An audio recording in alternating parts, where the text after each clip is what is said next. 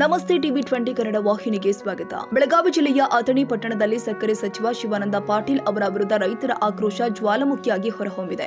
ಕಬ್ಬು ಪಾವತಿಗಳ ವಿಳಂಬ ಹಾಗೂ ಸರ್ಕಾರದ ನಿರ್ಲಕ್ಷ್ಯದಿಂದ ಬೇಸತ್ತ ರೈತರು ವಿಶಿಷ್ಟ ರೀತಿಯ ಪ್ರತಿಭಟನೆಯನ್ನ ಆಯ್ಕೆ ಮಾಡಿಕೊಂಡಿದ್ದಾರೆ.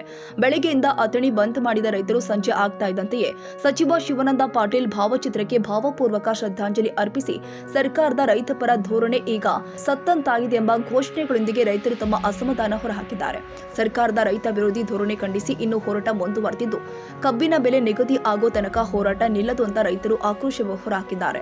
ಅಥಣಿ ಬಸವೇಶ್ವರ ವೃತ್ತದಲ್ಲಿ ಸಚಿವ ಶಿವಾನಂದ ಪಾಟೀಲ ಭಾವಚಿತ್ರಕ್ಕೆ ಬೆಂಕಿ ಹಚ್ಚಿ ರೈತರು ತೀವ್ರ ವಿರೋಧ ವ್ಯಕ್ತಪಡಿಸಿದ್ದಾರೆ.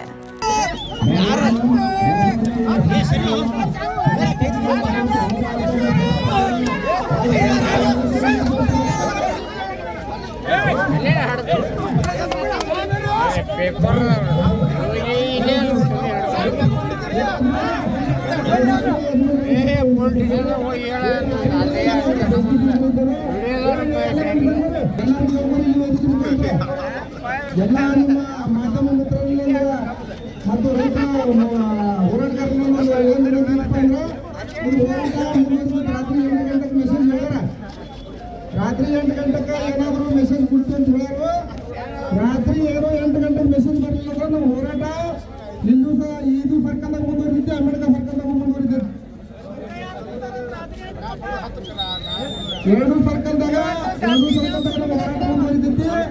ದಯವಿಟ್ಟು ಎಲ್ಲರೂ ರೈತ ಬಂಧುಗಳು ಏನೋ ಮನೆ ಮಗ ರೈತರು ನಾಳೆ ಹೆಚ್ಚಿನ ಸಂಖ್ಯೆಯಲ್ಲಿ ನೀವು ಬಂದ್ರೆ ಮುಂದುವರಿ ಭಾಗವಹಿಸಬೇಕು.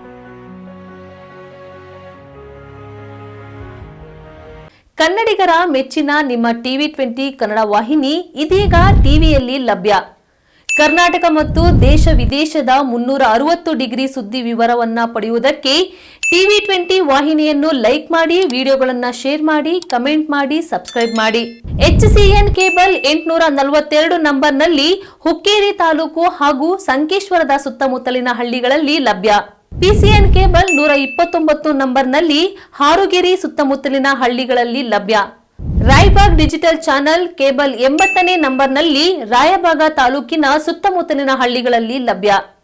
UDCN ಕೇಬಲ್ ನೆಟ್ವರ್ಕ್ ಉಗಾರ ಸುತ್ತಮುತ್ತಲಿನ ಹಳ್ಳಿಗಳಲ್ಲಿ ನಿಮ್ಮ ಟಿವಿ 20 ಕನ್ನಡ ವಾಹಿನಿಯೂ ಲಭ್ಯ.